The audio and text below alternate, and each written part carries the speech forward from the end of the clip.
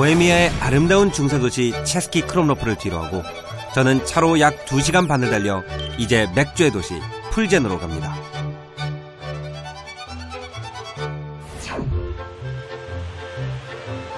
세계 최초로 황금빛 라거 맥주를 탄생시킨 풀젠은 전 세계 맥주의 수도라고 불립니다. 제가 지금 가고 있는 곳이 이 풀젠에서 가장 유명한 맥주 공장인 필스너라는 곳입니다. 이 필스너는 사실 풀젠의 맥주라는 뜻인데 풀젠 사람들 이런 뜻이에요. 원래 풀젠에는 집안마다 다 집에서 맥주를 써서 먹는 전통이 있었는데 어느 날 이 지역에서 200여 명의 맥주 기사자들이 모여서 이 공장을 같이 세웠다고 그래요. 그 공장이 세워질 때 이 문이 같이 세워졌고 그래서 이 문은 오늘날까지 풀젠을 대표하는 랜드마크 중에 하나인 것이죠. 라거는 1842년 이곳에서 세상에 처음 태어났는데요. 쉽게 상하고 빛깔이 탁했던 이전의 에일 맥주를 밀어내고 세계 맥주의 역사를 바꾼 거죠. 역사가 긴 회사다 보니까 이 회사의 변천을 알려주는 이렇게 전시물들이 있어요. 이렇게 오크통을 마차에다 실어서 이동을 하던 시대부터 이제 트럭이 발명되어 가지고 트럭으로 이제 전국의 맥주를 판매하던 그 시절의 이제 트럭, 그 다음에 기차로 이제 맥주를 수출하던 시대의 이 기차 칸까지 다 전시가 되어 있는데요. Hello. Hello. Nice to meet you. Nice to meet you too. Welcome in Pilsner Urquell Brewery. So the cellars, they were done, or they started building these cellars also in 1839. 오케이. 이 맥주 창고 전체 길이가 지하로 9km의 통로가 있다고 합니다. 거기서 이 필스너 맥주가 보관이 되는 거죠. 한번 들어가 볼게요.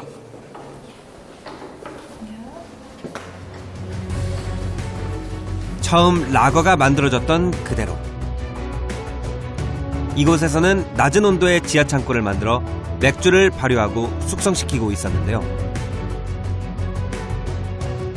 그렇게 만든 원조 라거는 현대화된 시설에서 그 맛을 똑같이 재현하는데 기준이 되는 겁니다. 라거라는 건 원래 독일어로 락은 누워있다는 뜻이에요. 우리가 좋아하는 그 라거 맥주의 맛을 만들기 위해서 해야 되는 것 중에 하나가 이렇게 큰 오크통에 맥주를 넣어서 그런 시원한 장소에 눕혀놓는 거거든요. 그래서 맥주를 눕혀놔서 나온 맛이다. 그래서 라거라고 하는 것이고 그래서 오늘날까지 우리가 풀젠이 라거의 탄생지다라고 해서 이렇게 와서 관광도 하는 거죠. 매일 170여 년 전의 맛 그대로 라거가 탄생하는 것.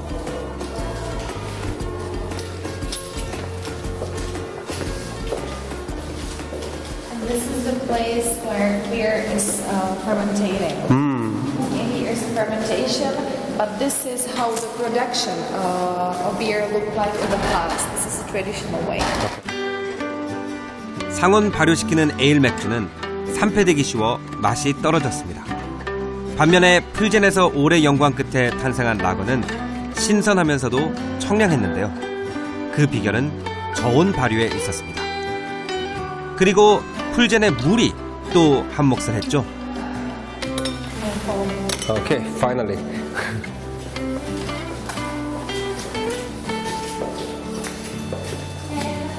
들어서자마자 서늘한 기운이 확 끼치는 곳은 숙성고.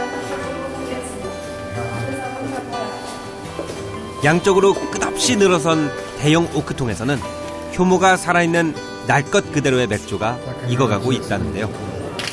와우. 드디어 세상에 처음 선보였던 그 라거의 맛을 볼 수 있는 기회가 왔습니다. 야, 오크통에서 직접 맥주를 따먹기는 처음인데요.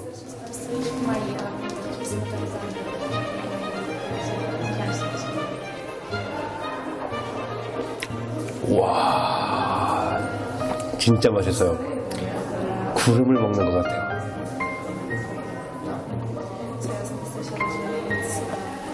이야. 부드러운 거품과 톡 쏘는 탄산의 맛. 근데 투명한 라거라고 하기엔 색깔이 좀 탁했는데요. 이유가 있다고 합니다. 이게 오크통에서 직접 뽑았기 때문에 아직 이 안에 이스트가 살아있어서 이런 색깔이 나는 거라고 해요. 하지만 이스트가 살아있으면 맥주가 오래 가지 않기 때문에 이것을 나중에 판매하게 될 때는 다시 한번 필터 과정을 거쳐가지고 이제 맑은 맛이 나는 건데요. 그래서 원산지에서 직접 먹으면은 이 맥주를 사 먹을 때 느낄 수 없는 그 맛을 느낄 수가 있는 거죠.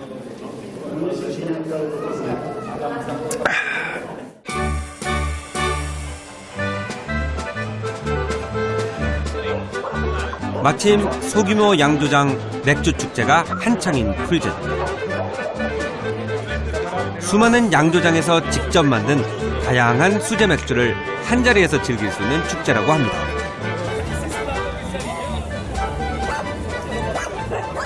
오, 낙타다, 낙타. 에이, 체코인데 여기 낙타가 있어요. 이 사실 낙타는 퓨젠의 상징 중에 하나예요. 그 퓨젠의 시의 문장에 보면은 거기 낙타가 있거든요.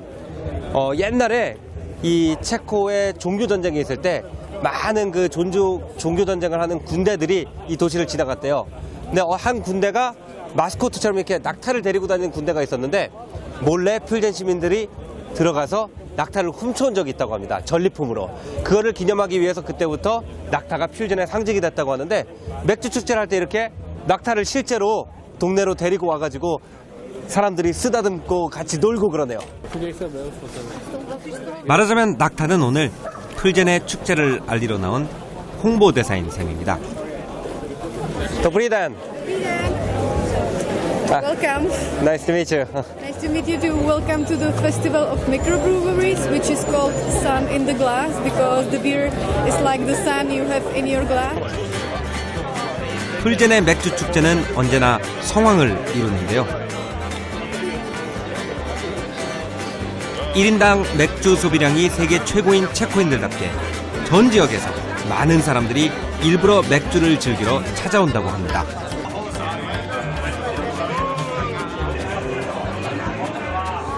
Jak se cítíme my? No, my se cítíme výtečně.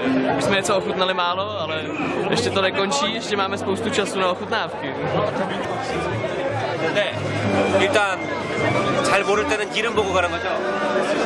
얀, 체코 이름이네요. 이걸로 한번 먹어보겠습니다. 얀. 축제에서는 맥주를 작은 잔으로도 팔아서 다양한 맥주를 조금씩 비교하면서 맛보는 재미를 느낄 수 있습니다. 재밌네요. 여러 맥주를 맛보고 싶은데 맥주잔이 크잖아요. 그럼 배가 불러서 맛을 볼 수가 없는데 여기는 이런 맥주잔이 있어요. 그래서 아예 맥주잔을 하나 산 다음에 요 맥주잔만큼 채워주는데 뭐 우리나라 돈으로 한 150원에서 200원 정도? 축제의 하이라이트는 각종 대회. Jeden zájemce soutěžící o pití piva na X. O skvělé ceny. 맥주 빨리 마시기 대회에선 과연 누가 1등을 차지할까요? 3, 2, 1, start!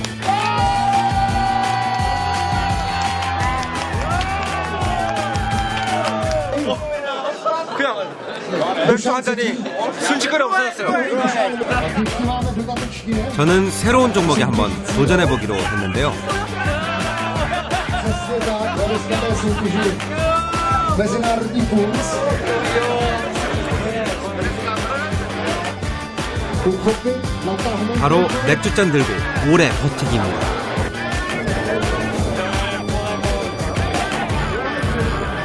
한 40-50초쯤 지났을까요? Páté místo charakteristiky. 하나둘씩 탈락자들이 나오기 시작합니다. Pro 은근과 끈기로 버티기. veterán získá 점점 한계에 달하는데요. 결국 우승은 놓치고 말았습니다. druhou scénu.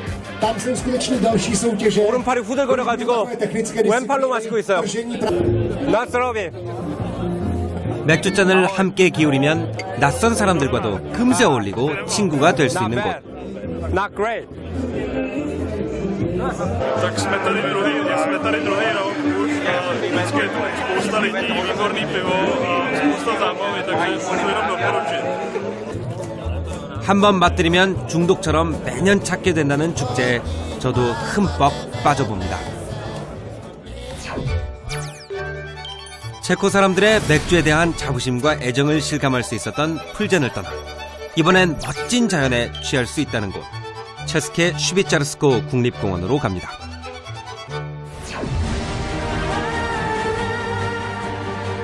체코의 북서쪽 독일과 국경을 가까이 하는 지역에 위치한 울창한 산림지대.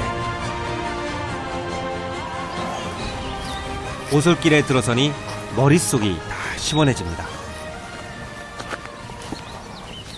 지금 제가 있는 곳은 보헤미아 스위스 국립공원이라는 곳이에요.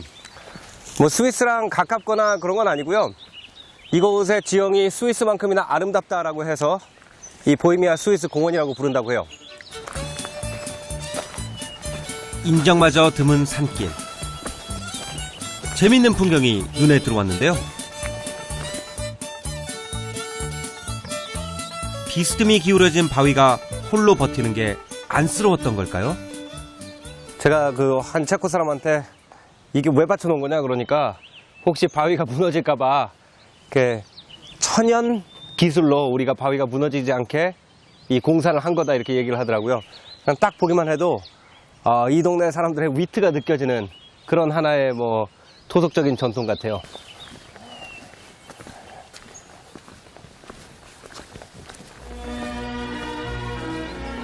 하늘로 쭉쭉 뻗은 나무들이 만들어주는 상쾌한 그늘 속을 지나길 약 30여 분.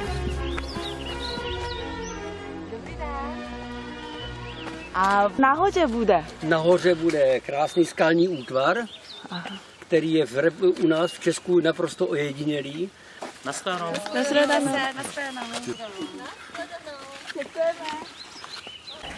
이 길로 계속 가면은 프라브치스카의 문이라는 거대한 사암으로 된 이 지형물이 나오거든요. 근데 벌써부터 이제 약간 이렇게 기암들이 나오기 시작하는 거 보니까 거의 다 온 것 같습니다.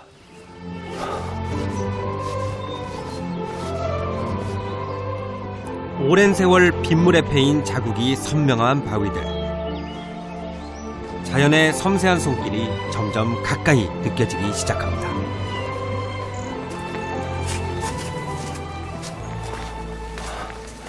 이 체코에서 나니아 연대기라는 영화가 촬영됐는데 여기도 그 촬영지 중에 하나였어요. 사암으로 만들어진 이 기암인데 뭐 그렇게 엄청나게 거대한 사이즈는 아니거든요. 근데 진짜 어떤 거인이 쓰던 다리같이 생겼어요. 굉장히 신기해요. 자연에 의해서 만들어진 지형인데 정말 그 정교하게 누가 일부러 만들어 놓은 건축물 같은 그런 모양이에요. 거대한 사암지대에 만들어진 아치 모양의 바위. 프라비츠 카브라나는 비와 바람이 빚어낸 자연의 걸작품입니다.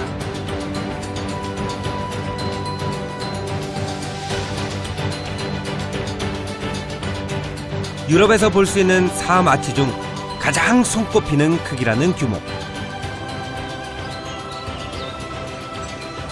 시원하게 뚫린 바위의 창이 웅장하게 하늘을 담고 있어 천국의 문이라는 별명도 있다고 합니다.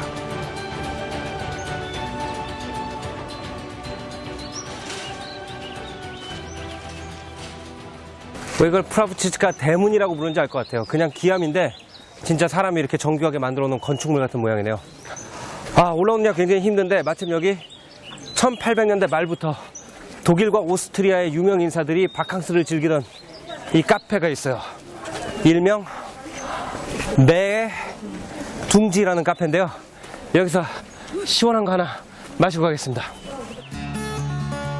바위산 위에 비밀스럽게 서 있던 아치를 마주한 수백 년 전 사람들에게도 자연의 감동은 여전했던 거겠죠. 탁 트인 전망을 자랑하는 카페에서 자연의 호사를 한껏 누려봅니다.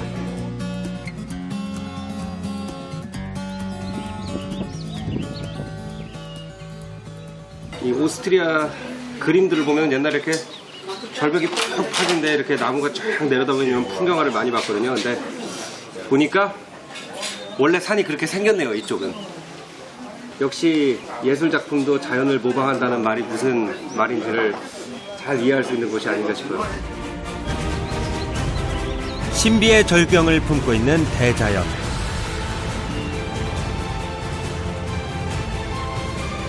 프라비츠 카브라나에서 멀지 않은 곳에서는 수천 년 흘러온 강줄기에 깊게 패인 아름다운 협곡을 만날 수 있습니다.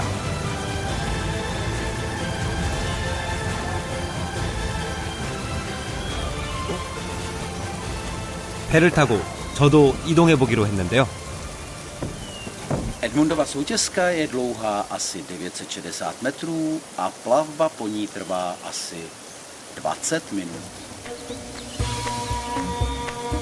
세상 너머 어디엔가 있는 환상의 세계로 들어서는 느낌. 조금씩 품을 내어주는 강줄기를 따라가다 보면 협곡에 숨겨진 이야기가 하나 둘씩 펼쳐집니다.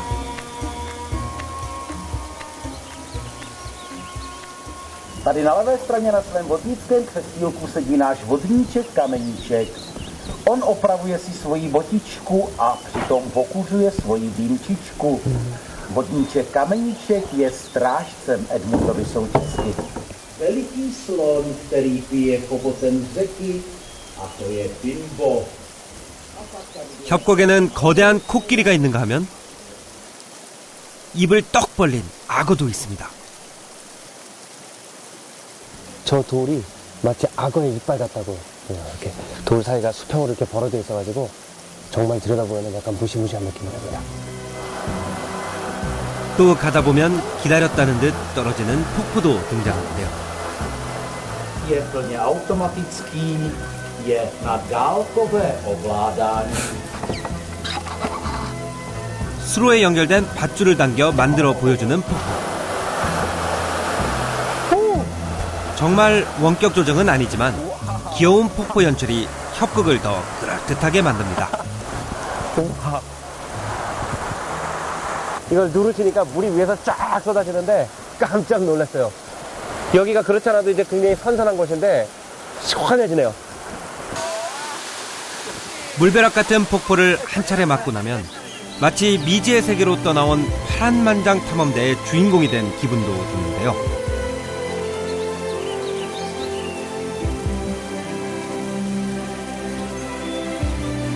정말 거대한 판타지 영화 속에 들어와 있는 듯합니다.